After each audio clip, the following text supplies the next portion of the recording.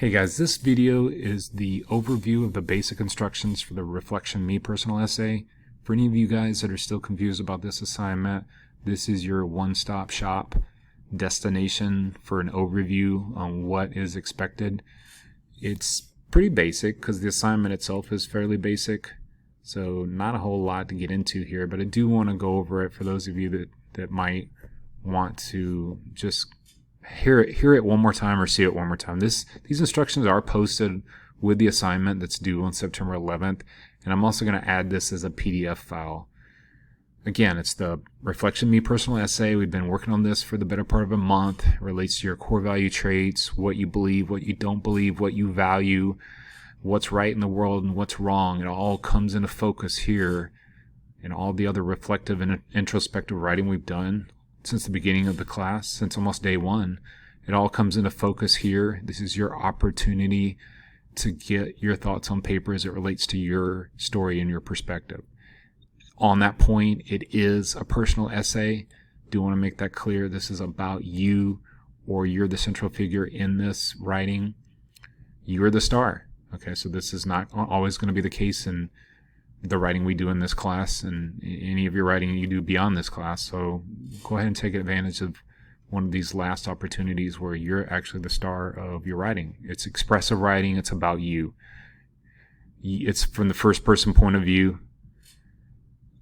That I think that goes without saying, but I just want to be clear. This is a first person point of view account, even if it's written from a reflective, somewhat detached standpoint.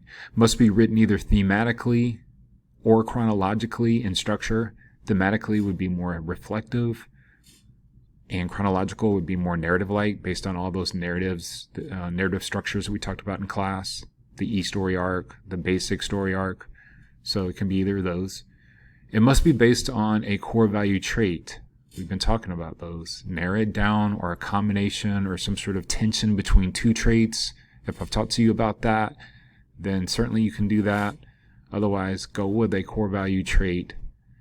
That trait must be expressed through one of the following statements associated with it.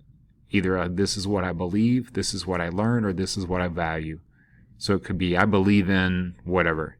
I believe in guitars, or I believe in sushi, or I believe in volleyball, or golf, as I have one of my students writing about. This is what I learned. I learned whatever from my dog, or I learned this from traveling. Okay, this will relate to a core value trait. It still needs to relate to a core value trait. Travel would be adventure, right? Or this is what I value. That's what I did with mine. I value contemplation. Essay length is 500 to 750 words. Standard font is Times New Roman. I gotta admit, I don't think it looks great on this assignment, this being a multimodal assignment. You're also allowed to go Arial, Roboto, Lato. I personally use Roboto. If there's another font you want to use that you think looks particularly good with your multimodal essay, then by all means let me know. Again, it's multimodal, so we're going single space. You should not be using MLA format for this, because this is not an MLA formatted academic paper. This is a multimodal essay. In that sense, we need to have the title centered at the top. We need to have your name under the title, and the photo or image related to your whatever you're writing about, whatever your core value trait is, or some theme in this in your narration. We need to have that photo image there. Examples of thematic versus chronological dominant structure.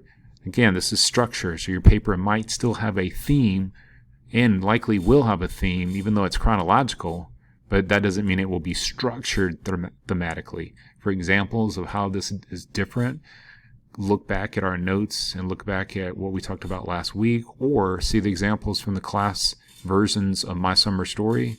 The red version that I wrote was more thematic and reflective. The blue version was more strictly chronological.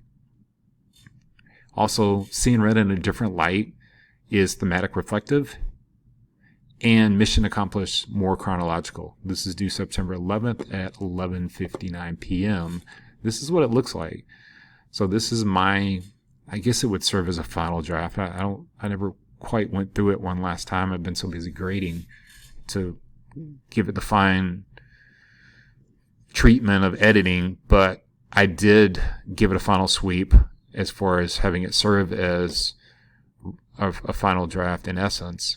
Seeing read in a different light as my title. I do have a subtitle. You don't have to do that. It does have by my name. It has the image here, and then I drop down and I have the opening. You notice how I utilize white space here in making various things stand out, like Not So Fast. This is stylistically written. Again, this will be one of our last opportunities to write quite in this way. Notice my tone is very informal, and I'm consistent with that tone. Okay, so from the beginning, I have a sort of playful tone throughout that's emphasized with the words I'm using and the contractions. I'm using contractions all the way through. Word hates that. Grammarly's probably going to hate that, but I use it all the way through and just ignored it. Little internal monologue here. This ended up being 620 words, somewhere right in there. And I also have this is what I value. I value red lights. I value reflection. I value taking time to stop. Period. All right, so that's what it should look like. Nothing more, nothing less. You don't have to have a word count on there. You don't have to have there should be no MLA formatting up in that left-hand corner. No pagination, nothing like that going on. Just simply the title of your Reflection Me personal essay and your name, the photo, and the text, the actual essay itself. If you have any questions, get with me, email me, or ask me in class.